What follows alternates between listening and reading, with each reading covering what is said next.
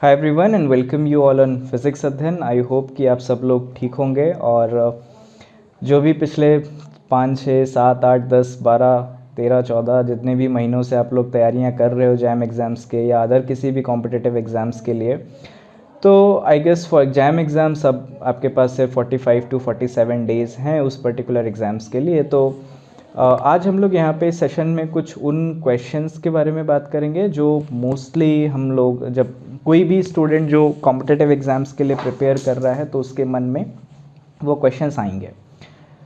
तो कुछ क्वेश्चंस के लिए हम यहाँ पे आज कोशिश करेंगे कि आप लोगों के वो डाउट्स, वो क्वेश्चन सॉल्व कर सके।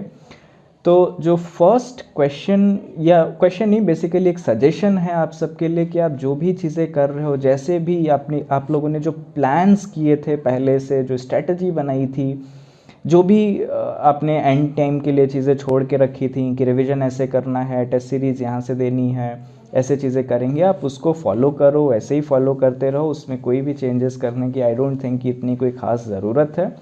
बट कुछ चीज़ें जो सजेशंस है वो मैं बता रहा हूँ। फर्स्ट ये है कि आप लोग डेली हो जाओ, रेगुलर। जो भी चीज़ें आप कर रहे हो उसको डेली करते रहो, क्योंकि अगर आप डेली टच में नहीं हो इन लास्ट टाइम में तो आप कई चीज़ें ना, माइंड में कन्फ्यूजन आ जाता है। फॉर एग्जांपल कोई फॉर्मूला, एक क्वेश्चन आया एग्ज़ाम में, अब तुम कन्फ्यूज हो 1 माइनस था या 1 प्लस था, या पावर 3/2 थी या 2/3 था। तो इस तरीके के कन्फ्यूजन्स कॉमन्स हैं। इतना पढ़ने के बाद भी हमने भी एग्ज़ाम्स में गलतियां की थी, तो गलतियां होना कोई बड़ी बात नहीं है, सबसे होती हैं। बट इम्पॉर्टेंट ये रहता है कि आप उन गलतियों को कितना सीरियसली ले रहे हो, उन पे आप वर्क कर रहे हो कि नहीं, कि जो गलतियां आपसे आज की कैलकुलेशंस में हुई हैं वही सेम गलतियां आपकी नेक्स्ट कैलकुलेशन में दोबारा ना हो। आपको क्वेश्चन नहीं आता वो तो अलग बात है, बट आता हुआ भी जब गलत हो जाता है ना, और आप लेट्स से 45 मार्क्स पाए और आपके 50 बन सकते थे, 2-3 क्वेश्चन गलत हो गए, तो उन 5 मार्क्स के डिफरेंस पे बहुत से बच्चे होंगे और फिर वो आपकी रैंक इतना कम या ज़्यादा कर देंगे कि आप सोच नहीं सकते। वो एग्ज़ाम्स के बाद ही आप लोगों को पता चलेगा कि एक एक मार्क्स पे कितने लोग होते हैं। जब भी कॉम्पिटिटिव एग्ज़ाम्स में हमेशा एक विंडो आती है, जैसे लास्ट ईयर आई गेस 50 से 55 मार्क्स के बीच में थी, उसमें बहुत से बच्चे थे, तो 0.33 मार्क्स पे 10-10, 20-20, 50-50 रैंक चेंज हो रहे थे। तो यू कैन थिंक कि एक सिंगल गलती आपका कितना बड़ा रैंक में या आपके जो एम्बिशंस हैं उनमें चेंज ला सकते हैं। तो मेक श्योर कि आप गलतियां कम से कम करो। फर्स्ट थिंग, डेली रहो और गलतियां कम से कम करो। दूसरा ये है कि आप लोग रिवीजन करना अच्छे से शुरू कर दें। आई होप कि बहुत से लोगों ने रिवीजन करना शुरू कर दिया होगा, बट अभी भी अगर आपने शुरू नहीं किया है,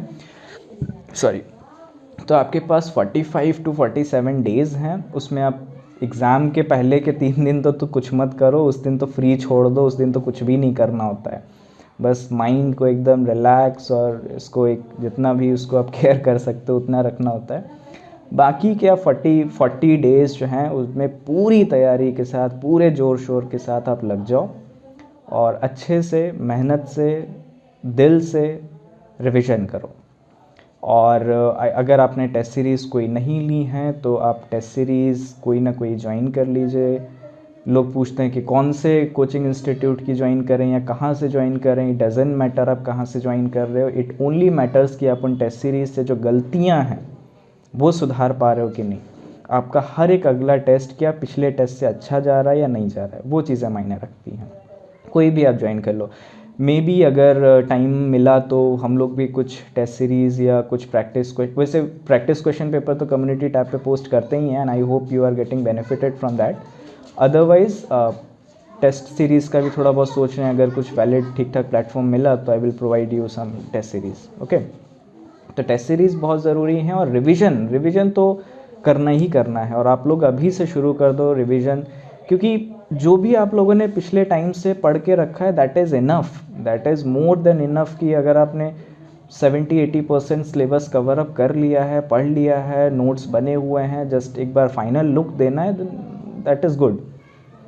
कि आप एक बार जाओ और सारी चीज़ें रिवाइज़ करो। फॉर्मूले आपको याद होने चाहिए, स्टैंडर्ड रिजल्ट्स आपको याद होना चाहिए, क्योंकि एग्ज़ाम सिर्फ आपका नॉलेज टेस्ट नहीं है, वो आपका मेमोरी, आपका स्पीड, आपकी एक्यूरेसी को भी टेस्ट करता है कि क्या आप उस 3 घंटे के जो प्रेशर है कि 3 घंटे में 60 क्वेश्चन पढ़ के उनको सॉल्व करना है एग्जैक्टली सही, वो जो प्रेशर है कि क्या वो आप हैंडल कर पा रहे हो नहीं। तो एक्चुअली इससे ज़्यादा कहीं ज़्यादा प्रेशर आपको IITs में मिलेगा जब आपको असाइनमेंट, टेस्ट सीरीज सब एक ही दिन पे देना होगा, तो वो एक थोड़ा सा चेक भी करते हैं कि क्या आप वहाँ के प्रेशर को हैंडल कर पाओगे भी या नहीं, दैट्स इट। तो ठीक है, मतलब उस पर तो कभी और बात करेंगे, बट आप लोग अच्छे से अपना रिवीजन और ये सारी चीज़ें देखते रहो।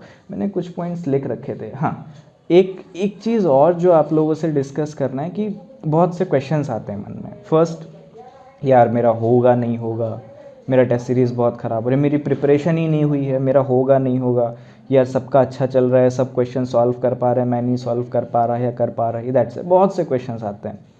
और नहीं होगा तो क्या करेंगे, होगा तो क्या करेंगे, बहुत से क्वेश्चंस। टेस्ट सीरीज़ में मार्क्स अच्छे नहीं आ रहे और दोस्त डिमोटिवेट कर रहे हैं। देखो, ये सब इलॉजिकल, इररेलेवेंट क्वेश्चंस हैं अभी आपके लिए। अभी आपके लिए लॉजिकल क्वेश्चंस सिर्फ आपके पढ़ाई से रिलेटेड होने चाहिए। फ्यूचर के बारे में होगा नहीं होगा वो तुम भी नहीं जानते, वो हम भी नहीं जानते।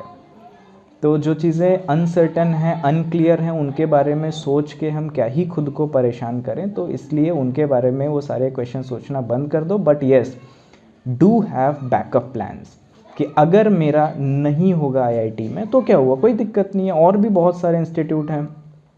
IITs नहीं हुआ, आप जेस्ट की अच्छे से तैयारी करो, CSIR नेट की अच्छे से तैयारी करो, क्योंकि अब तो BSc ऑनर्स फिजिक्स वाले भी दे सकते हैं, तो आप लोग चाहो तो CSIR नेट का भी एग्ज़ाम्स दे सकते हो।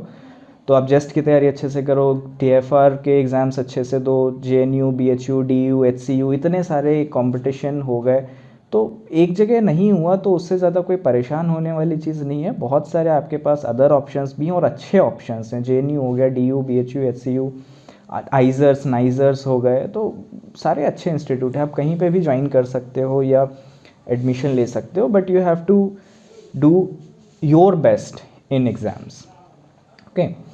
और आप बिल्कुल रिलैक्स फ्री हो जाओ, कुछ मत सोचो क्या होगा क्या नहीं होगा, but do have your plans ready कि अगर प्लान A फेल हो गया तो प्लान B होगा, प्लान B फेल हो गया तो प्लान C होगा। तो प्रिपेयर फॉर द एक स्लोगन है कि prepare yourself for the worst and hope for the best. So कुछ ऐसा है कि hope for the best and prepare for the worst. अब याद आया, hope for the best and prepare for the worst. तो बस वही सारी चीज़ें हैं कि अच्छे से अच्छे की होप करो और बुरे से बुरे के लिए तैयार रहो। और एक चीज़ और, मे बी आप सब लोगों का शेड्यूल जो है वो थोड़ा सा बिगड़ा हुआ स्टूडेंट लाइफ में होता है कि देर तक जगना, सुबह देर से उठना, वो सारी चीज़ें होती कॉमन है। तो मेक श्योर कि अगर आपका जैम एग्ज़ाम मॉर्निंग शिफ्ट में है तो आपको थोड़ा सा उस शेड्यूल पे काम करने की ज़रूरत होगी, क्योंकि अगर आपका एग्ज़ाम, आपने पूरे साल अच्छे से तैयारी की है और एग्ज़ाम के दिन आपका हेडेक हो रहा है, तो एग्ज़ाम्स की जो परफॉर्मेंस है उस पर भी इफ़ेक्ट आएगा, पक्का आएगा। तो आप लोग थोड़ा सा अभी अपनी नींद, अपने बॉडी और अपनी हेल्थ जो है उस पर भी थोड़ा सा ध्यान देते रहो कि बीमार ना हो जाओ कहीं। अगर एक बार बीमार हो गए तो पता चला आपका 1 वीक जो है बीमारी, फिर उसकी वीकनेस और उन सब में आने जाने में आराम से चला जाएगा। ओके, इस टाइम ठंड भी बहुत हो रही है, तो उससे भी आप लोग जहाँ जहाँ भी ठंड हो रही है, क्योंकि हर पार्ट में तो एक जैसा नहीं होगा, जो भी है अब आपको बहुत ही केयरफुल रहना है अपनी हेल्थ से रिलेटेड, अपने मेंटल स्ट्रेस से रिलेटेड और अपनी प्रिपरेशन से रिलेटेड। तो आई होप कि कुछ पॉइंट्स मैंने 1-2 चीज़ें जो मुझे कन्वे करनी थी कि आप लोग कंटिन्यूअस रहो, रिवीजन करते रहो, टेस्ट सीरीज़ से क्या आपको सीखना है, और किसी भी चीज़ की चिंता नहीं करनी है, बहुत ऑप्शंस अवेलेबल हैं।